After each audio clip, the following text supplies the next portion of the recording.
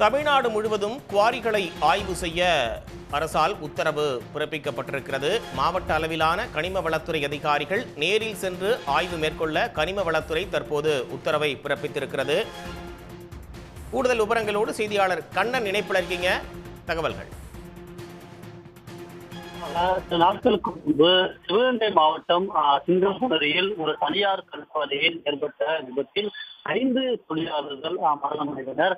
தொடர்பாக அந்த தனியார் கல்குவாரி உரிமையாளர்கள் பதிவு செய்யப்பட்டுள்ளது.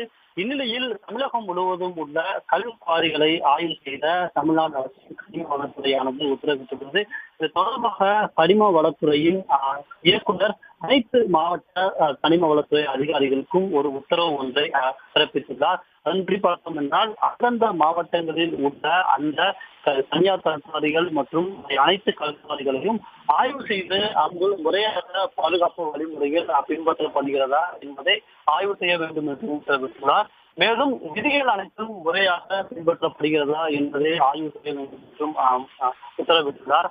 இதுவும் குறிப்பிட வேண்டும் என்றால் மாவட்ட அளவில் உள்ள அந்த உதவி இயக்குநர்கள் மற்றும் துணை இயக்குநர்கள் அனைவரும் நேரடியாக கல்குவாரிக்கு சென்று கல்குவாரிக்கு அனுமதி அளிக்கப்படும் போது என்னென்ன விதிகள் அவர்களுக்கு விதிக்கப்பட்டது, என்னென்ன விதிகளின்படி பாதுகாப்பு வழிமுறைகள் பின்பற்ற வேண்டும் என்பது தொடர்பாக ஒரு முழுமையாக ஆய்வு செய்ய வேண்டும் என்று உத்தரவிட்டுள்ளார். இன்று மாலை தொடர்பாக விரிவான வழிகாட்டு நெறிமுறைகள் வெளியிடப்படும் என்றும் அதனைத் தொடர்ந்து அவர்கள் ஆய்வு மேற்கொண்டு அது தொடர்பான அறிக்கையை சென்னை தலைமையகத்திற்கு அனுப்ப வேண்டும் என்றும் கனிம வளத்துறை சார்பில் உத்தரவானது பிறப்பிக்கப்பட்டுள்ளது.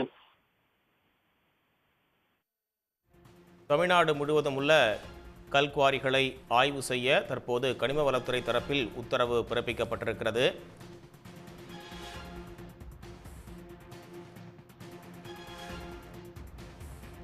சிவகங்கை மாவட்டம் சிங்கம்புணரி அருகே கல்குவாரியில் நேற்று பாறைகள் சரிந்து 5 பேர் பலியான நிலையில் இந்த விபத்தை அடுத்து மாநிலம் முழுவதுமாக உள்ள கல்குவாரிகளை ஆய்வு செய்ய தற்போது உத்தரவு பிறப்பிக்கப்பட்டிருக்கிறது. பாதுகாப்பு நடைமுறைகளை குவாரிகள் முறையாக பின்பற்றுகிறதா என்று ஆய்வு செய்ய தற்போது உத்தரவு பிறப்பிக்கப்பட்டிருக்கிறது. மாவட்ட அளவிலான கனிம வளத்துறை அதிகாரிகள் நேரில் சென்று ஆய்வு மேற்கொள்ள கனிம வளத்துறை இந்த உத்தரவை பிறப்பித்திருக்கிறது.